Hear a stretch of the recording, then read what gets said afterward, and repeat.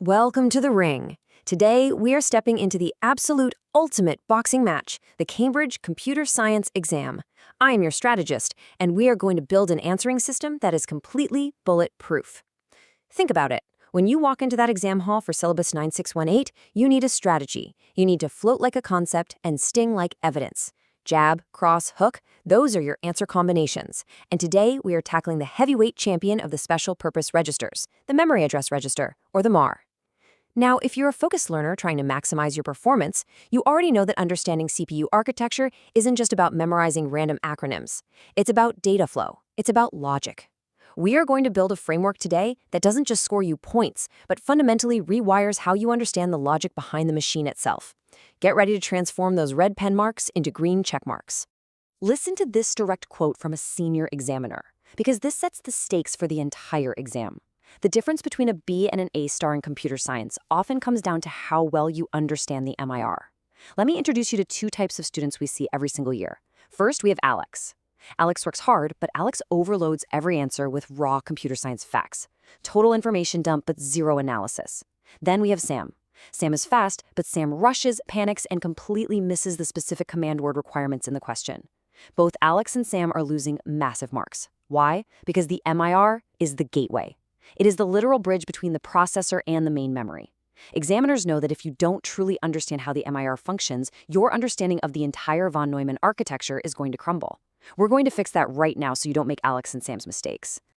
Here is our fight plan for today's session. Number 1, the A-star MAR difference. Number 2, mastering core principles. Number 3, the procedural framework. Number 4, top 3 examiner warnings. And number 5, deconstruct, solve, evaluate. Let's kick things off with Section 1, the A-star MAR difference. We are moving way beyond rote memorization today. Examiners see a massive divide in how students tackle the assessment objectives. On one side, you have the B-grade approach. This is our student, Alex. Alex gives us superficial breadth. Alex knows MAR stands for memory address register, and maybe that it holds an address. Cool, but that's where the knowledge absolutely stops. It's treated like an isolated vocabulary word. That is just throwing wild, unstructured punches. Now, on the other side, the A-star approach requires analytical depth and cross-topic connections. This is where we introduce the PEEL framework: point, evidence, explanation, link. This is your ultimate combo. Point is your jab, evidence is your cross, explanation is your hook, and the link back to the question, that's your knockout. Examiners want you to connect the MAR to the data bus, the program counter, or complex assembly language instructions. You need to demonstrate a connected, conceptual understanding that transfers to totally unfamiliar contexts. That structured analytical depth, that is exactly where the high marks live. So this brings us to a massive question that examiners constantly flag. Why do students find interpreting complex binary representations so incredibly hard? It's because of students like Sam, who rush in panic. Sam looks at binary and just sees a wall of ones and zeros, totally forgetting that binary represents actual physical electrical states inside the CPU. When you look at a binary value inside the MAR, you are not just doing a math problem. You are tracing the exact specific location in memory that the processor is about to interact with. If you are just memorizing facts, you are going to freeze up the second they throw a unique binary scenario at you.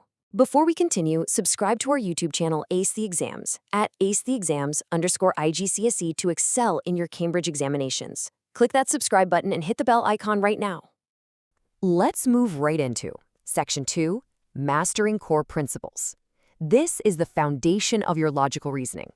There are 3 theoretical pillars you absolutely must construct your answers around. First, precise definitions. This is your starting point. No vague language allowed. You can't just say it holds data. What data? An address. Be specific. But the second point, this is where the real magic happens. Causal relationships. Examiners are desperate to see that you understand cause and effect. Think about the chain reaction. Because the program counter increments, the next address is passed to the MAR. That causes the address bus to locate the instruction in main memory. Do you see that chain of events? A triggers B, which triggers C. Finally, integration with other syllabus areas. The principal examiner reports scream about this every year. Candidates who reference cross-topic connections, like showing how the MAR works in tandem with the overall fetch-execute cycle or specific logic gates, achieve significantly higher marks. You have to show them you see the whole board, not just one piece. Section 3, the procedural framework, taking algorithmic thinking and putting it into practice. Listen closely, because data interpretation skills for the MAR are highly procedural. It is an algorithm you run in your head. Think of this as a 60-second speed challenge. Step 1. Step-by-step decomposition. You are hit with a complex binary representation or a tricky assembly instruction. Don't panic like Sam. Break it down into its smallest parts. Step 2. Appropriate data structure selection. Ask yourself, how is this data being organized and accessed by the register? Step 3. Efficient code implementation. If you're writing out a sequence of operations, your logic has to be airtight. Step 4. Rigorous testing. Mentally run a value through your logic. Does it work?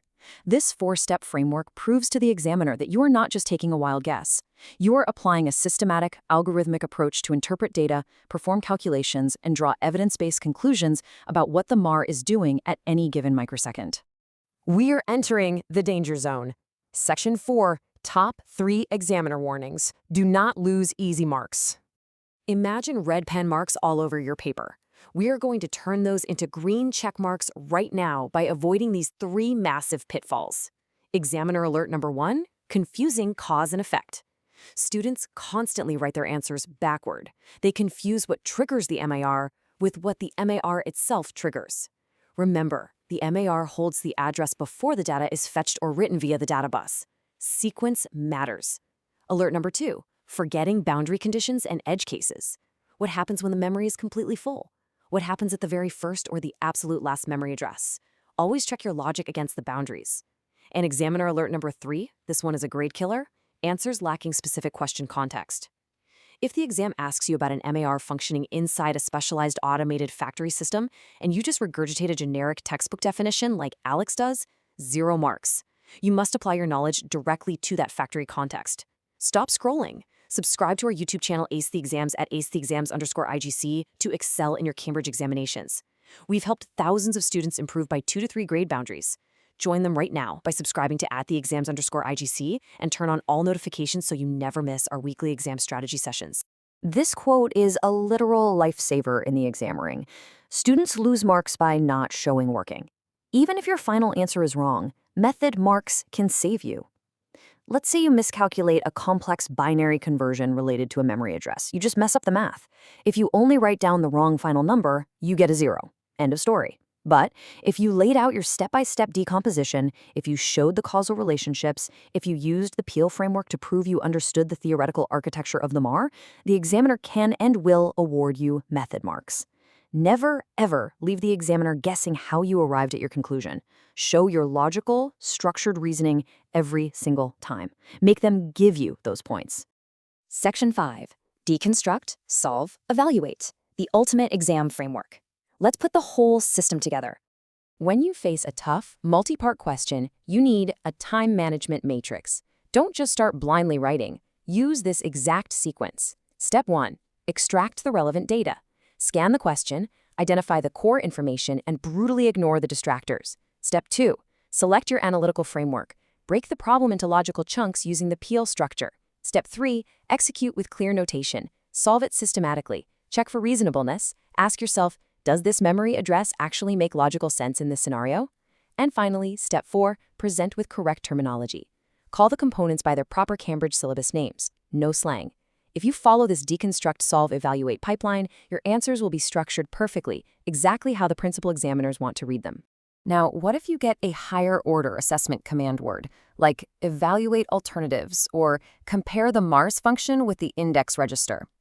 This is where students like Sam completely crash because they miss the command word. Here is the formula for perfect comparative analysis. First, you must identify similarities and differences. So many students only list the differences and instantly lose half the marks. Next, use comparative connectives. Words like whereas, conversely, or in contrast to. They signal to the examiner that you are actively analyzing.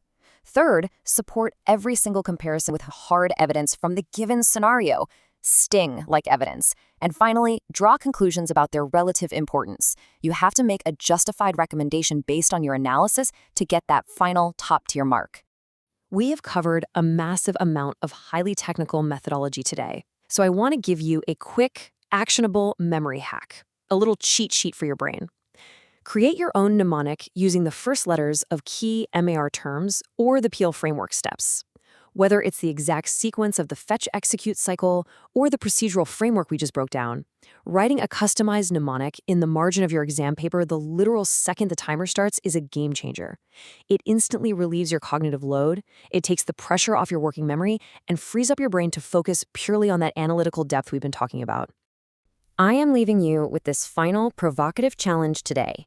Are you just memorizing the MAR like Alex, throwing wild punches in the dark? Or are you ready to prove its connections with logical, structured, peel-formatted reasoning?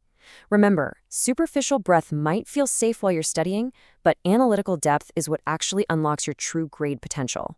Students who implement these computer science strategies see an average improvement of 2 grade boundaries, but only if they practice consistently with our weekly videos.